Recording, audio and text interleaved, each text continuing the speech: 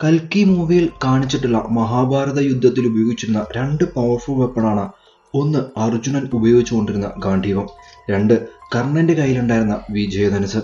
ആ വിജയധനുസിനെ കുറിച്ചാണ് നമ്മൾ ഇന്ന് സംസാരിക്കാൻ പോകുന്നത്. എന്താണ് വിജയധനുസ്, എങ്ങനെയാണ് അത് കർണന്റെ കയ്യിൽ എത്തിപ്പെടുന്നത്, ഏറ്റവും പവർഫുൾ വെപ്പണായിട്ട്, അതും ഗാണ്ഡീവത്തെ വരെ പരാജയപ്പെടുത്താൻ പോകുന്ന പവർഫുൾ ആയിട്ടുള്ള വെപ്പണായിട്ട് ആ ഒരു വിജയധനുസ് എങ്ങനെയാണ് മാറുന്നത്? ഇത് അറിയണമെന്നുണ്ടെങ്കിൽ എന്തിനു വേണ്ടിയിട്ടാണ് വിജയധനുസ് നിർമ്മിച്ചത്, ആരാണ് നിർമ്മിച്ചത് എന്നതിനെ കുറിച്ചൊക്കെ മനസ്സിലാക്കണം.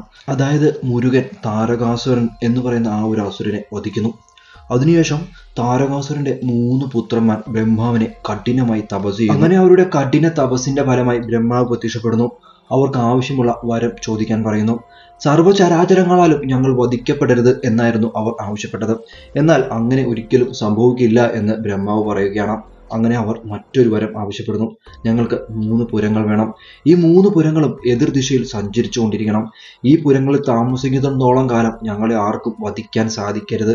അതുമാത്രമല്ല, 1000 വർഷങ്ങൾ കൂടുമ്പോൾ ഈ 3 പുരങ്ങളും ഒരേ ദിശയിൽ വന്ന് പതിക്കും.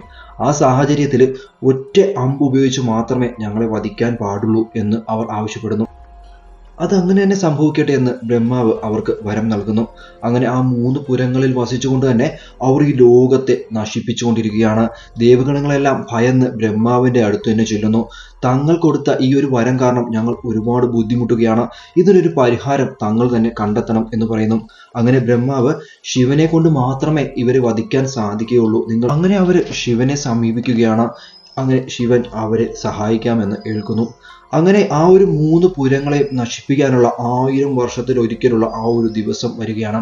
അതിനായി അവർ വലിയൊരു പവർഫുൾ ആയിട്ടുള്ള ഒരു അമ്പ് നിർമ്മിക്കുകയാണ്. മഹാവിഷ്ണുവിന്റെ ചൈതന്യത്താൽ നിർമ്മിച്ച ആ അമ്പിന്റെ അഗ്രഭാഗത്ത് അഗ്നിദേവനും വാൽഭാഗത്തായിട്ട് വായുദേവനും കുടികൊള്ളുന്നു. എന്നാൽ ഇത്രയും ശക്തി പോകുന്ന ഒരു അമ്പിനെ വഹിക്കാൻ പോകുന്ന ശക്തിയുള്ള വില്ല് അന്ന് ഉണ്ടായിരുന്നില്ല. പിനാകം, സാരംഗം, ഗാണ്ഡീവം മുതലായുള്ള വില്ലുകൾ ഉണ്ടെങ്കിൽ പോലും ഇത്രയും ശക്തിയുള്ള ഈ ഒരു അമ്പിനെ വഹിക്കാൻ അവർക്ക് സാധിക്കുന്നുണ്ടായിരുന്നില്ല.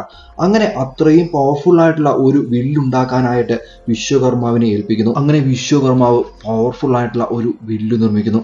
അതായിരുന്നു വിജയധനുസ്. ആ വിജയധനുസ് ഉപയോഗിച്ച് ആ ത്രിപുരങ്ങളെയും ശിവൻ നശിപ്പിക്കുകയാണ്. അതിനുശേഷം ആ ഒരു വില്ലിനെ സൂക്ഷിക്കാനായിട്ട് ഇന്ദ്രദേവന്റെ അടുത്ത് ശിവൻ ഏൽപ്പിക്കുകയാണ്. അങ്ങനെ കാലങ്ങൾ കടന്നുപോയി. ആ ഒരു വില്ലിനെ ഇന്ദ്രദേവന്റെ കയ്യിൽ നിന്നും ശിവൻ തിരികെ വാങ്ങി പരശുരാമന് നൽകുകയാണ്. പരശുരാമൻ അതിനുശേഷം തന്റെ പ്രിയ ശിഷ്യനായിട്ടുള്ള കർണന് ഈ ഒരു വില്ല് സമ്മാനിക്കുന്നു. എന്നാൽ അതിനുശേഷമാണ് പരശുരാമൻ കർണനെ ശപിക്കുന്ന സാഹചര്യങ്ങൾ ഉണ്ടാകുന്നത്. അതിനുശേഷം കർണൻ പരശുരാമനെ വിട്ടു പോകുകയും പരശുരാമനെ വിട്ടു പോയ അന്നു മുതൽ കർണൻ ആ ഒരു ധനുസ് ഉപയോഗിച്ചിട്ടില്ല. അർജുനുമായി പല സാഹചര്യങ്ങളിൽ കർണൻ ഏറ്റുമുട്ടിയിട്ടുണ്ടെങ്കിലും തന്റെ വിജയധനുസ് മാത്രം കർണൻ ഉപയോഗിച്ചിട്ടുണ്ടായിരുന്നില്ല. അങ്ങനെ മഹാഭാരത യുദ്ധത്തിന്റെ അവസാന ഘട്ടത്തിലാണ് കർണൻ തന്റെ വിജയധനുസ് ഉപയോഗിക്കുന്നത്. വിജയധനുസ് ആരുടെ കൈവശമുണ്ടോ ആ ഒരു വ്യക്തിനെ ആർക്കും പരാജയപ്പെടുത്താൻ സാധിക്കുകയുണ്ടായിരുന്നില്ല. അതുമാത്രമല്ല, വിജയധനുസിന്റെ നാട ഏതൊരു ആയുധത്തിനും തകർക്കാൻ സാധിക്കുകയുണ്ടായിരുന്നില്ല. അതീവ ശക്തിശാലിയായിട്ടുള്ള ആ ഒരു വില്ലിൽ നിന്നും പുറത്തു വരുന്ന അമ്പുകൾ പുറപ്പെടുവിക്കുന്ന ശബ്ദം കേട്ടുകൊണ്ട് തന്നെ എതിരാളികൾ ഭയന്നിരുന്നു. ആ ഒരു വില്ല് കൈവശം ഉള്ളിടത്തോളം കാലം കർണനെ പരാജയപ്പെടുത്താൻ സാധിക്കില്ലെന്ന് കൃഷ്ണന് മനസ്സിലായിരുന്നു.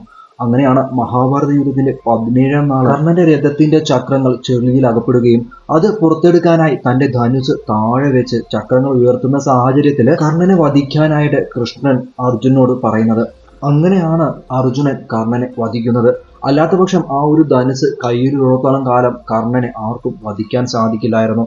കർണന്റെ കവചകുണ്ടലങ്ങൾ എങ്ങനെ അവനെ സംരക്ഷിച്ചോ അതുപോലെ തന്നെ ആ ഒരു ധനുസും അവനെ സംരക്ഷിക്കുമായിരുന്നു. എന്നാൽ ആ ഒരു സാഹചര്യത്തിൽ ആ ഒരു വില്ല് കർണന്റെ കൈവശം ഉണ്ടായിരുന്നുവെങ്കിൽ മഹാഭാരതത്തിന്റെ ഗതി തന്നെ മാറിയേനെ. ഇപ്പോഴത്തെ കൽക്കി സിനിമയിൽ ആ 2 ആയുധങ്ങളും ഒരുമിച്ച് മാറ്റി നോക്കാൻ പോവുകയാണ്. സെക്കൻഡ് പാർട്ടിനായിട്ട് നമുക്ക് കാത്തിരിക്കാം ഏത് ആയുധമാണ് വിജയിക്കാൻ പോകുന്നതെന്ന്. ഈ ഒരു വീഡിയോ നിങ്ങൾക്ക് ഇഷ്ടപ്പെട്ടുവെങ്കിൽ നമ്മുടെ ചാനൽ ഒന്ന് സബ്സ്ക്രൈബ് ചെയ്യുക. തുടർന്നും മഹാഭാരത വീഡിയോകൾ കാണണമെന്ന് ആഗ്രഹമുണ്ടെങ്കിൽ ജസ്റ്റ് കമന്റ് ഒന്ന് ചെയ്യുക. Thank you for watching. Keep supporting.